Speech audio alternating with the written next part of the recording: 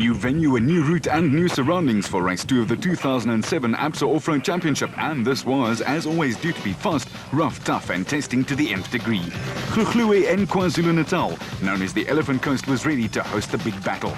To get the pulses racing, the expo, which took place in Mpangeni on the day before the prologue, attracted enthusiasts from as far afield as Swaziland, Vryheid and Pongola, and they enjoyed rubbing shoulders with the legends of the sport and to see the battle-ready cars close up.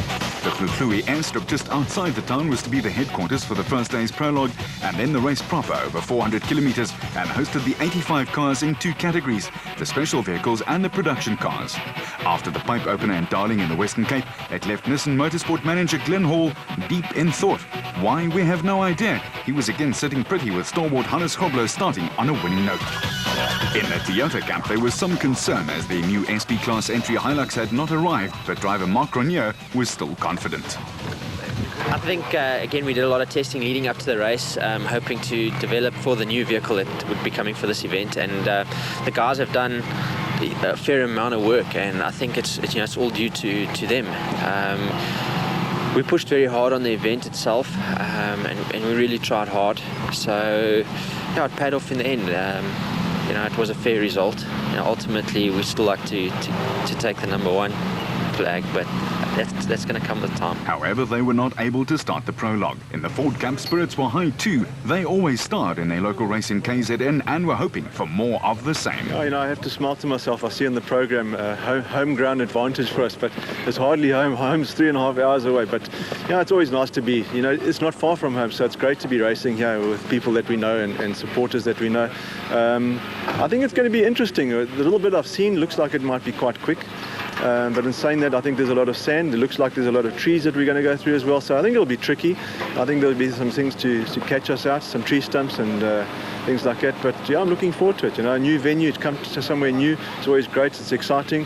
But in saying that, Sugarbelt was also good. It's been a fantastic place for me. I've sort of grown up there since I was a kid. So I miss Sugarbelt, but at the same time, it's nice to come to a new venue. Driving for the fire engine red team, Nissan's Norwegian adventurer Ivar Tollefsen has much bigger fish to fry. Very important to get through the prologue and to get through all the 3 laps. It's very important to get through all the races, get as much mileage as possible. The real goal is Dakar in January 2008 with this car.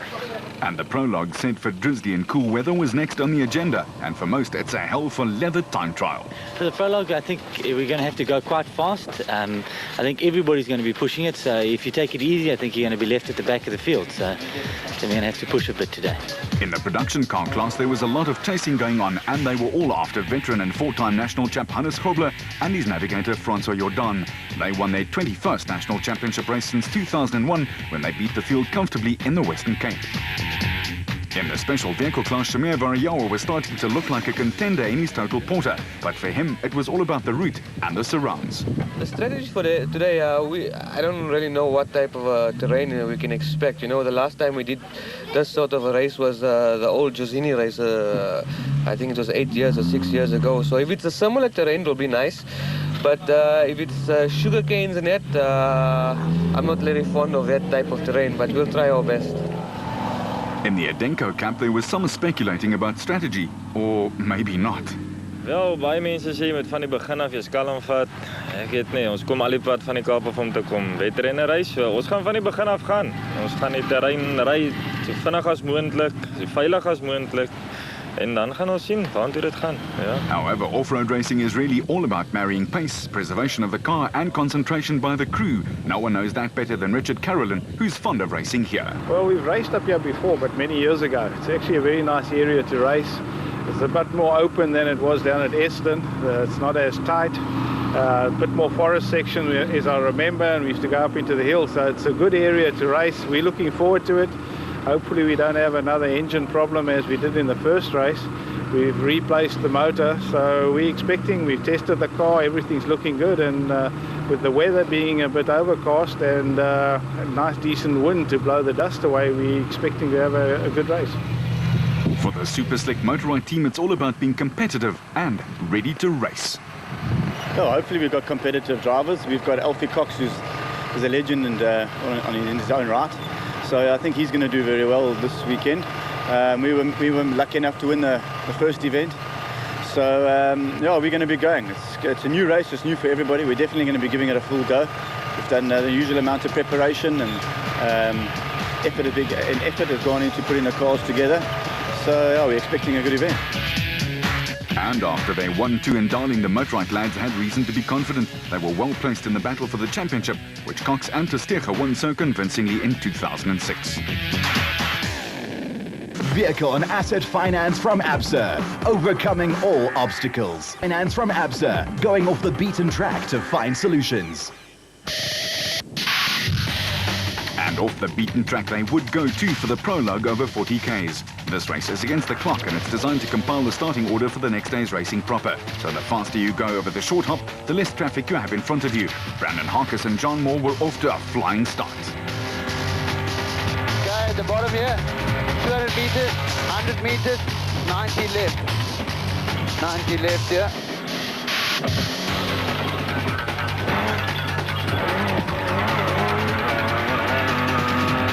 Okay, straight ahead, keep to the right, keep straight. Former national champions Duncan Foss and Ralph Pitchford in their Nissan Navara SP were off next and chasing hard. While defending SP champs Woolwich and his co-driver Kenny Schulthammer's Ford Ranger was sounding awesome. But trouble for Harkis and Moore early on. Keep left here, keep left. Go straight back up. Perhaps sake, John. This is alright, bro. If you're in car with someone for hours at a time, forgiveness comes easily. Foss and Pitchford, meanwhile, were clocking some fast intermediate times and were going well.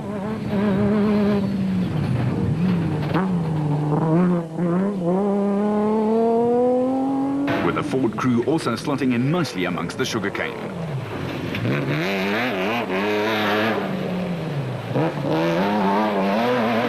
But the men who were setting things alight was Grobler and Jordan. The defending national champions were on a mission, and a quick one at that.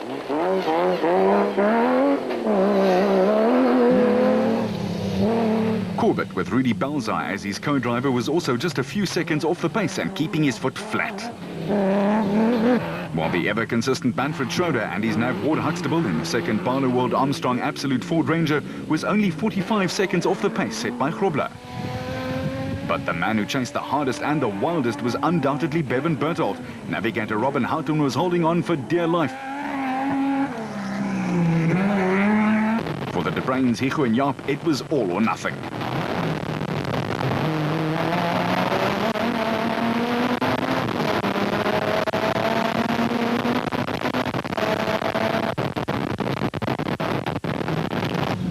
Their McLaren XL dealer team Toyota was proving to be quick.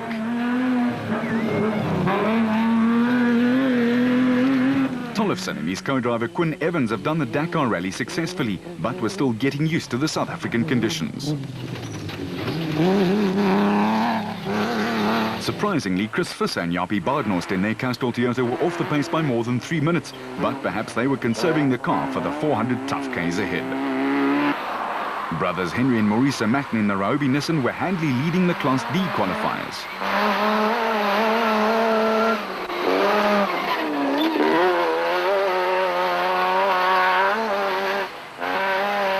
While newcomers Hein Wilman and his nav Ian Palmer and their Toyota were setting the pace in Class E. Another sibling pairing, Yuri and Andre Duplessis, were just 21 seconds behind the Zermattens in Class D.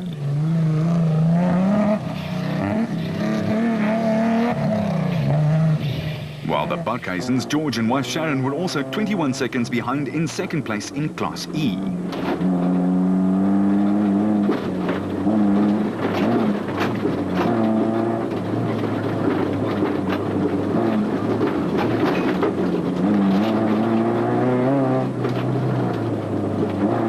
Jannie Visser and Joks Leroux, the surprise package of 2006, were third, another 11 seconds behind, and the team Barbaspan Castrol Toyota was going smoothly. The Raconics team with Gutsiela Baskachny and Johan Gerber were third in class, 45 seconds behind the Duplessis. But a very popular win again went to Grobler and Jordan in the flying Nissan Navara in 28 minutes and 15 seconds, and that gave them just a 1 second margin over Berthold and Houghton in the Castrol Toyota Hilux. The battle lines were certainly drawn. If the production cars was anything to go by, the specials would let it rip, and indeed that was the case, as reigning national champions Alfie Cox and Henny ter Steege demonstrated. Their motorized-backed stablemate Evan Hutchison and his co-Achim Bergman were also in cruise control and steamed along, just 3 seconds behind their illustrious teammate Cox. Gary Berthold and Henry Costain in the big Atlas Copco was leaving the pits only to discover that their water pump belt had come off. That led to the car overheating and they had to slow down. They were 3 minutes back. For Terence Marsh and Pieter Groenewald in their National Mobile Regent Racing Gymco, there were no such problems and they steamed to 10th place in Class A. Variawa and Rousseau were doing exactly the same, but they were fast enough to take 4th after a thrilling drive in the Total Porter. The Rapsa bat of Nodus Alberts and Colin Hunter is always a thrill to watch, and they didn't disappoint, taking 8th overall and 5th in class. Another spectacular driver is Naim Musaji with Rayhan Bodjana for company. The TTR Gymco powered to a sub-30-minute clocking and 6th in the A class. While Clint Gibson and Mike Brown in their absolute bat was next in class.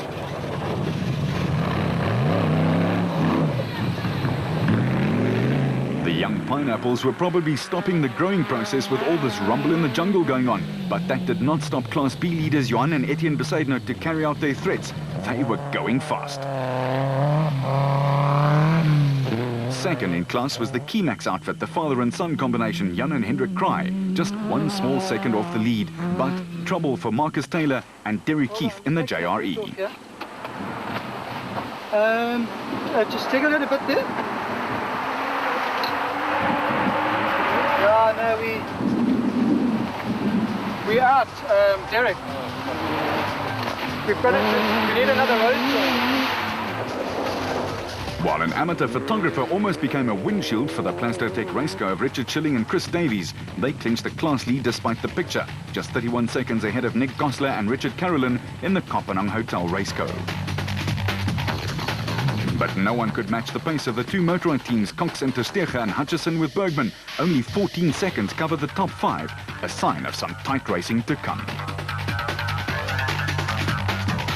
Then it was time to repair, replace and recuperate to get ready for the racing through the hills and dales of the Hluhluwe region. And after an all-out time trial such as that, there can be a lot of work to be done to get the cars ready for more abuse.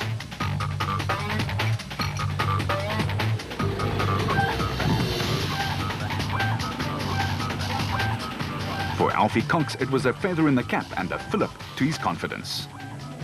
No, I think, we've come to a different race, which is actually nice for everybody, but it's nice to win the time trial. I mean, Evan and Gary Berthold have been doing it, I think, for the last couple of races, and, I've always wanted to do this time trial thing. I think I've only got 1 or 2 pole positions, but it's nice to win the time trial in a new area, and we felt good today. I mean, Henny did a fantastic job with the navigation. I think that's important.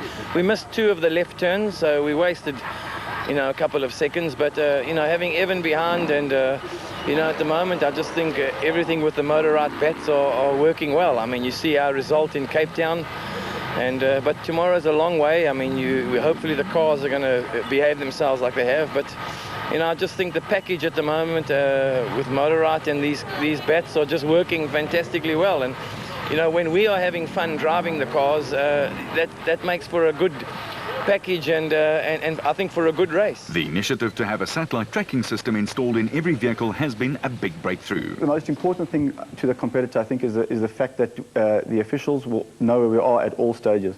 With regards to safety, should we have an accident or unfortunately go off the side of a cliff or a mountain, which as competitors every now and then you think of, no one's going to be able to find you unless you left skid marks on the road showing where you went off. So that's the first and foremost. Is we do a lot of high speeds and we go through some quite dangerous terrain. That's the first thing that we have, is the safety aspect. Giving you that peace of mind that someone's watching over you. That same information translates into many different areas. At the same time, we're out in the middle of nowhere, often where there are no marshals or spectators or anything, and we rely on the guys' integrity basically to keep them on the route and not shortcut and make mistakes or whatever the case is. So whether someone is either taking a shortcut or possibly making a mistake, There's no discussion about it and where they went and what happened. We've got it all recorded. It's digital information. We know exactly where they went. We know exactly how long it took. So you can make the correct decision with regards to that mistake or whatever it was. We know exactly how much time was lost. So it's the usual story of information is king. We're going to sit with a huge amount of information at the end of a race, knowing exactly whether someone slowed down for a speed control area, should we be going through a village, or a simple rule of stopping for a road crossing. Sometimes we get to road crossings that are out in the middle of a bush, and that you don't necessarily have to slow down for. There may not be somebody there. So it's going to make it fair for everybody. We know that there's one big brother watching over all of us. And while Big Brother watched, the racers' crews and vehicles slept solidly through the night. At least that was the theory.